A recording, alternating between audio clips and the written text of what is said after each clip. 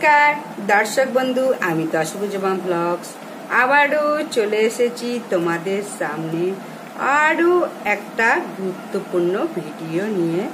অবশ্যই এই ভিডিওটা আগেও দিয়েছি, আবারও দিচ্ছি। তোমাদের অনেক কিছু আমার তরফ থেকে জানানো আছে, কারণ তোমরা অনেক কিছু আমার কাছ থেকে জানছো, সেই কারণে আমি আবারও এই ভিডিওটা দিচ্ছি।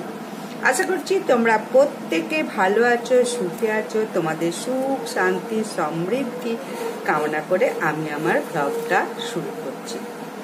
আজকে আমার ব্লগটা হলো, বললাম সেই একই টপিক, অম্বুবাচী সম্বন্ধে।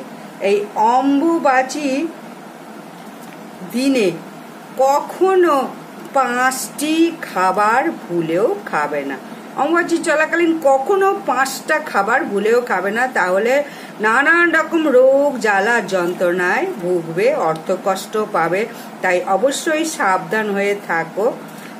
এই সময় মা ঋতুমতী হয়ে থাকে এবং নানা রকম নিয়ম পালন করা হয় দেশ জুড়ে। ঋতুমতী হলে যেমন মেয়েরা সন্তান ধারণে সক্ষম হন, সেই রকম পৃথিবীও শস্য শ্যামলা ওঠে অম্বুবাচীর পর। আষাঢ় মাসে এই যে চতুর্থ পদে পড়লে শুরু হয় অম্বুবাচী। এই 3 দিন ধরে এই অম্বুবাচী চলে। তাহলে এই যে অম্বুবাচী চলছে, এই সময় কি কি করবে এবং কি কি করবে না, কোনটা খাবে কোনটা খাবে না, তাহলে এই যে জিনিসগুলো মাথায় রাখলে সারা বছর সুস্থ এবং সুন্দর থাকবে, কোনো অর্থ কষ্ট হবে না। তাহলে অম্বুবাচী মানে আসছে সামনেই, তাই প্রত্যেক বছর বাংলার আষাঢ় মাসের 7 তারিখে অম্বুবাচী তো পালিত হয়, সামনেই আসছে। এই সময় বিশেষ বিশেষ নিয়মগুলো পালন করতে হবে প্রত্যেককে। এই যে সন্ন্যাসীরা, বিধবারা, ব্রহ্মচারীরা অম্বুবাচী চলাকালীন বিশেষ নিয়ম পালন করে, কিন্তু গৃহস্থ মানুষদেরও কিছু কিছু বিধি নিষেধ পালন করতে হয়। এইগুলো অবশ্যই পালন করা উচিত, তা না হলে সংসারে নানা রকম অমঙ্গল হতে পারে। আজকের পর্বে এটাই আমি সমস্ত কিছু বলবো, খাদ্য খাবারের বিধি নিষেধ এবং কি খাইতে হবে। এই দিকে জ্যোতিব্রতী বিধবারা, এই সন্ন্যাসীরা এইটা করে এবং গরম খাবার কখনো তারা খায় না, বিশেষ করে পাক দ্রব্য খায় না, ফলমূল খেয়ে তারা থাকে। এই ঋতুমতী ধরিত্রীতে খাবার বানাতে পারবে না বলে আগে খাবার রান্না করে রাখে, এবং 3 দিন বাসি খাবার কি খাওয়া যায় না। তাই বেশিরভাগ দিন এই ঠান্ডা ফলমূল এইসব খেয়ে মানে থাকে। তাহলে যারা গরম খাবার খাবে না তাদের জন্য এটা প্রযোজ্য, কিন্তু গৃহস্থ মানুষের জন্য এটা কিন্তু প্রযোজ্য নয়। তবে খাদ্য খাবারে কিছু কিছু মানে প্রয়োজন আছে, বিধি নিষেধ আছে, এইগুলো গৃহস্থ মানুষদের জন্য বলবো। অম্বুবাচী চলাকালীন সময়ের মধ্যে প্রবৃত্তি এবং নিবৃত্তির মাঝখানে যে সময়কাল, তার মধ্যে কি কি খাবার ভুলেও মুখে তুলবে না, এবং বিশেষ একটি খাবার অবশ্যই একদিন হলেও খাবে। অম্বুবাচী পড়েছে বাংলা 7ই আষাঢ় 1431, 22 জুন 2024 শনিবার। অম্বুবাচী প্রবৃত্তি সকাল 8টা 45 মিনিট থেকে লাগছে শনিবার। অম্বুবাচী নিবৃত্তি 25 জুন মঙ্গলবার রাত্রি 9টা বেজে 8 মিনিটে নিবৃত্তি। মঙ্গলবার পর্যন্ত, শনিবার থেকে মঙ্গলবার পর্যন্ত এই যে সময়কাল, এটা হচ্ছে অম্বুবাচী চলাকালীন সময়কাল। আর এই চলাকালীন, অম্বুবাচী চলাকালীন 5টি খাবার ভুলেও কিন্তু খেও না। প্রথমে বলবো, কোনো রকম শাক এই অম্বুবাচীর সময় খাবে না।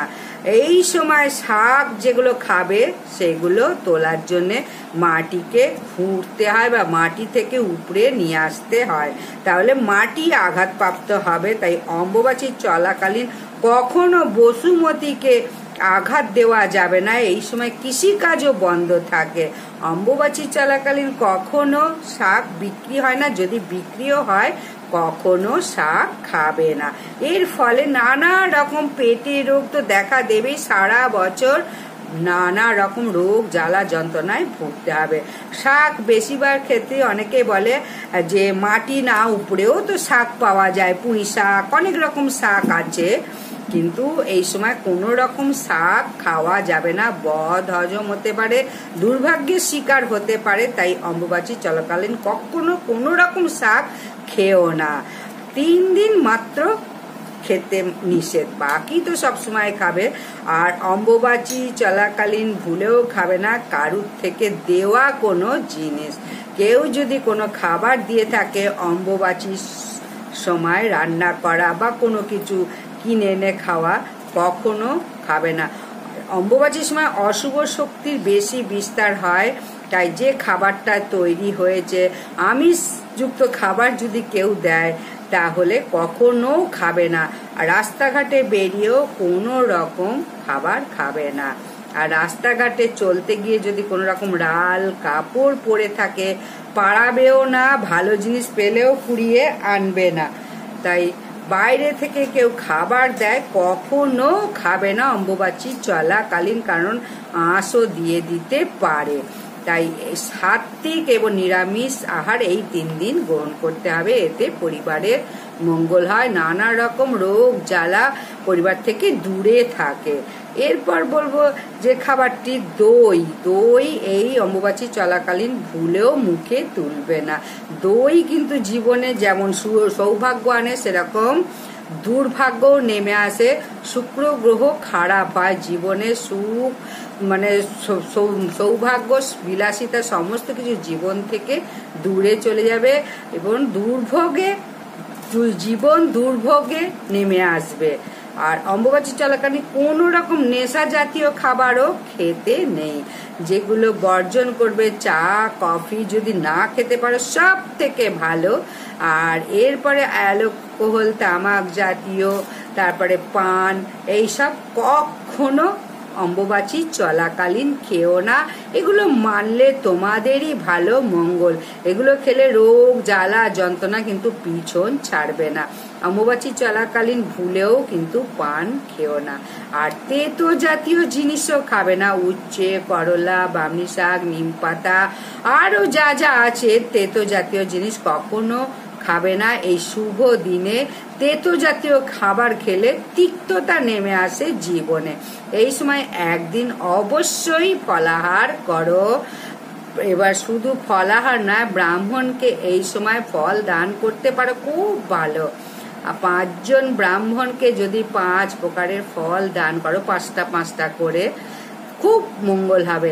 আর 3 জন বিধবা মহিলা যারা অম্বুবাচী ব্রত করছে, ঠান্ডা খাবার খেয়ে সমস্ত বিধি নিয়ম মেনে চলছে, এরকম 3 জন 5 জন মহিলাকে, বিধবা মহিলাকে ফল মিষ্টি দান করতে পারো। এতে অনেক রকম দুর্ভোগ কেটে যেতে পারবে, মা কামাখ্যার আশীর্বাদ পাবে। অম্বুবাচীর নিষেধ যেগুলো আছে জ্যোতিবতী বিধবা এবং সন্ন্যাসীরা পালন করে অম্বুবাচী। তাই অম্বুবাচী যারা নিয়ম বিধি বিশেষভাবে পালন করছে, কঠোরভাবে পালন করছে, তাদের ঠান্ডা খাবার এবং ফল দান করে। এতে মা কামাখ্যার আশীর্বাদ তো পাবেই এবং সুখ শান্তি তোমার গৃহেও ফিরবে। আর অম্বুবাচী চলাকালীন এটা অবশ্যই খাবে আম দুধ। কোনো দিন যাতে সর্প দংশন না করে তার জন্য আম দুধ অবশ্যই খাওয়া উচিত। আর ঠাকুরের সিংহাসনে যে আরাধ্য দেবতা আছে তাকে আম দুধ অবশ্যই অম্বুবাচী চলাকালীন ভোগ দাও। আর সেই ভোগ প্রসাদ হিসাবে বাড়ির প্রত্যেকে গ্রহণ করো। অনেকে মাতৃশক্তি বিগ্রহ বা আলোক্য থাকলে সেটা লাল কাপড়ে মুড়ে রাখে, কিন্তু লাল কাপড়ে মুড়ে রাখতে পারো তাহলে প্রদীপ ধূপকাঠি অবশ্যই জ্বালাবে। কোনো মন্ত্র জপ না করে প্রতিদিন মন্ত্র ধূপকাঠি জ্বালাও। নিত্য ভোগও দিতে হবে। অম্বুবাচী চলাকালীন মাতৃশক্তি যে রূপেরই বিগ্রহ থাকুক ঠাকুর ঘরে, তাহলে সেখানে আম দুধের ভোগ একদিন অবশ্যই মনে করে দেবে। আর যদি কোনো মানে বিগ্রহ না থাকে তাহলে মন্দিরে আম এবং দুধ যে কোনো মন্দিরে দিয়ে এসো। অম্বুবাসী চলাকালীন অনেক দর্শনার্থী থাকে যারা কামাখ্যা মন্দিরে যায়, মায়ের সতীপীঠ যেখানে বিশেষ পূজা অর্চনা মেলা যাগ যজ্ঞ হয় এবং এখানে 3 দিন মন্দির কিন্তু পুরোপুরি বন্ধ থাকে, কোনো পূজা অর্চনা হয় না এবং প্রবৃত্তির হওয়ার শুরু থেকে বন্ধ হয় নিবৃত্তির দিন এটাকে খোলা হয় মন্দির। তাই ওই সময় ওখানে লাল কাপড়ের খুব খুব মাহাত্ম্য আছে। কামাখ্যায় গেলে অবশ্যই গণেশ ঠাকুরের দর্শনও করে এসো। গণেশের দর্শন করলে সমস্ত মনস্কামনা পূর্ণ হয় গণেশের দর্শন করলে।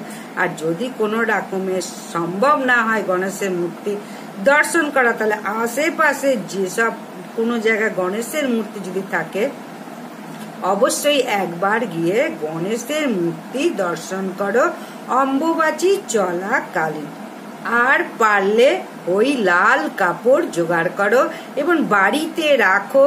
সেই কাপড় যে কোনো শুভ জায়গায় যখন যাবে ওই কাপড়টা সঙ্গে রাখো, দেখো তোমার মনস্কামনা পূর্ণ হবেই হবে। এই লাল কাপড়ের এতটাই মাহাত্ম্য। তাহলে সর্বশেষ বলবো এই কি খাবে না অম্বুবাচীতে। আর একটা জিনিস তোমরা জানো কিনা জানি না, তুলসী গাছে জল দিতে আছে বা শঙ্খ বাজাতে আছে অম্বুবাচীর দিন, এইটা তোমাদের একটু ভালো করে জানিয়ে দিই। তুলসী গাছে অবশ্যই জল দেবে। উনি হচ্ছেন বৃক্ষ, বৃক্ষ রূপে আমাদের কাছে পূজিত হন। বৃক্ষকে 365 দিনই জল দাও, মাতা তুলসী দেবী বৃক্ষ রূপেই পূজিত হয়। এবং শঙ্খ বাজাও, উলুধ্বনিও দাও। কখনো ওই কামাখ্যা মন্দিরের মতো নিজের নিত্য পূজা মন্দির কখনো বন্ধ করো না। সমস্ত কিছু করো নিজের মন্দিরে, কোনো কিছু বাদ দিও না। তাহলে অম্বুবাচী চলাকালীন অনেক বিধি নিষেধ আছে, নিয়ম আছে, এইগুলো সবসময় মাথায় রেখো। তাহলে আজকের মতো শেষ। যদি ভালো লাগে জয় মা কামাখ্যা জয় কমেন্টে লেখো এবং বেশি বেশি করে সাবস্ক্রাইব, লাইক, শেয়ার করো, তাহলে ভীষণ আনন্দ পাবে। নমস্কার।